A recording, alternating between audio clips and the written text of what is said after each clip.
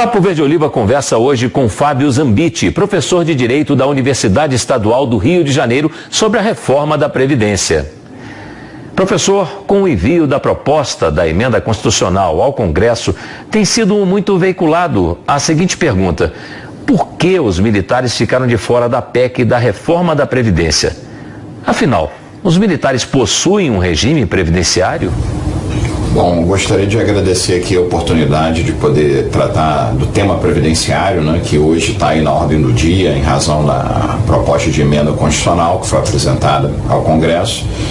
E nessa discussão que tem tomado aí a sociedade nos últimos dias, o tema relativo aos militares, no meu ponto de vista, tem sido um pouco mal conduzido.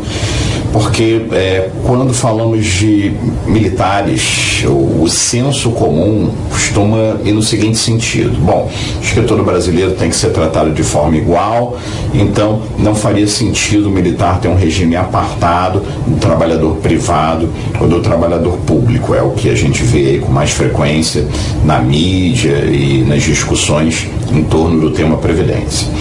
Bom, aí com relação a essa discussão, eu acho que partimos de um início de uma premissa errada, que é a seguinte: o militar tem previdência? No meu ponto de vista, não. Eu entendo que previdência, o conceito de previdência social como uma rede protetiva custeada por participantes, empregados e trabalhadores e viável do ponto de vista atuarial, ela não existe para as Forças Armadas, por um motivo muito simples. Em qualquer lugar do mundo, o militar ele tem requisitos de rigidez física e mental muito rigorosos frente a trabalhadores privados. A ideia é que um indivíduo desse, ele tem que estar pronto para ir para a guerra o tempo todo.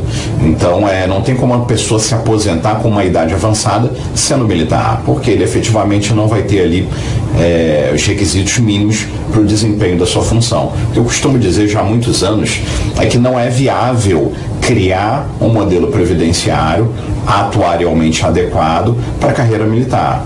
Porque como o indivíduo tem que se aposentar mais cedo necessariamente, ele não vai ter o tempo necessário de contribuição para assegurar um benefício. E por isso que, no meu ponto de vista, o militar ele tem um sistema de proteção social, evidentemente, mas que não é previdenciário. O que acontece, no caso particular do militar, é que ele simplesmente segue para a inatividade remunerada, ainda na condição de militar, custeado pelo Estado brasileiro. Professor, ao ser anunciado que os militares seriam analisados depois da PEC, a mídia tenta passar para a sociedade que as Forças Armadas são uma categoria privilegiada. Qual a sua percepção em relação a essa questão? Com relação a essa pergunta dos privilégios, que o militar ele teria privilégios frente ao trabalhador privado, ao trabalhador público, acho que isso também, além de incorreto, é injusto. Já vimos que, do ponto de vista previdenciário, o militar ele tem um tratamento apartado, porque isso é um requisito inerente à carreira. O indivíduo tem que estar ali em plena capacidade física e mental. Agora, o que acontece é que o militar, ao longo da vida, ele não recebe nenhum tipo de benesse que normalmente é extensível a trabalhadores públicos e privados, como duração máxima de jornada, remuneração variável de acordo com a extensão, adicionais de insalubridade, periculosidade, hora extra, adicional noturno e por aí vai. O militar simplesmente não tem nada disso e ele aprende a aceitar isso porque ele optou por uma carreira em que, em razão da sua atividade, não faz sentido você ter esse tipo de salvaguarda legal, porque ele tem que estar apto, tem que estar pronto a desempenhar as suas funções quando chamado. É um indivíduo que basicamente disse que vai dar sua vida em defesa da pátria, do território nacional e do seu povo, e isso ainda feito de forma paulatina, né? Dia a dia, é o que efetivamente acontece. Como sabemos, o militar, ele em regra não escolhe sequer o lugar onde mora, ele efetivamente tem que ir para onde manda. E, enfim, é como funciona, é como deve ser.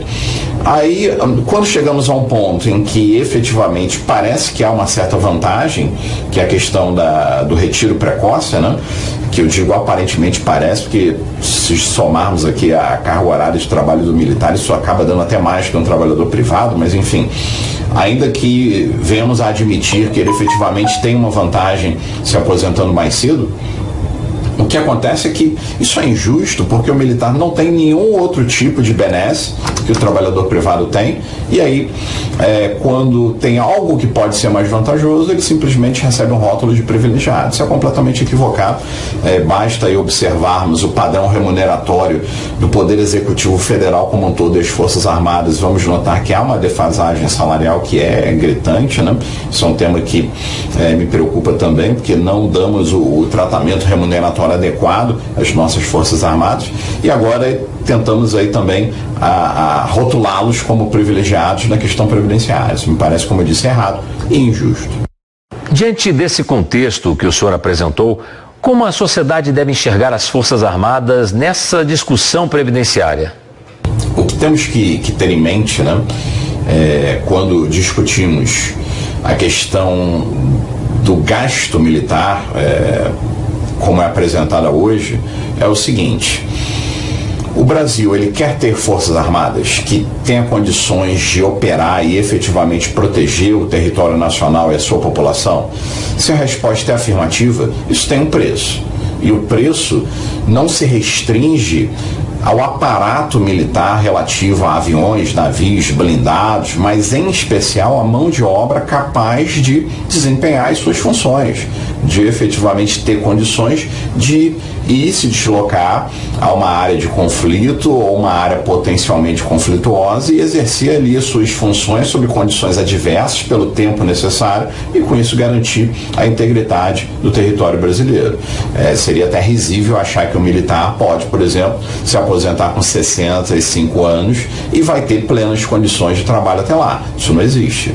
Na verdade, a história humana contemporânea mostra que esse tipo de descuido com as Forças Armadas não costuma trazer bons resultados. Então a gente tem que efetivamente assumir o preço. Se a ideia é ter Forças Armadas, a gente tem que pagar.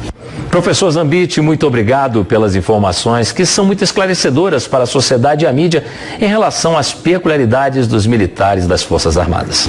Agradeço o convite de participar aqui desse evento, poder debater algumas ideias e vamos torcer aí para que ao longo do ano, do ano 2017, a sociedade perceba essa particularidade da proteção social dos militares e entenda como é importante para a permanência da integridade do nosso território, a manutenção das Forças Armadas em condição de ação, e isso demanda um retiro precoce, como normalmente ocorre ao redor do mundo.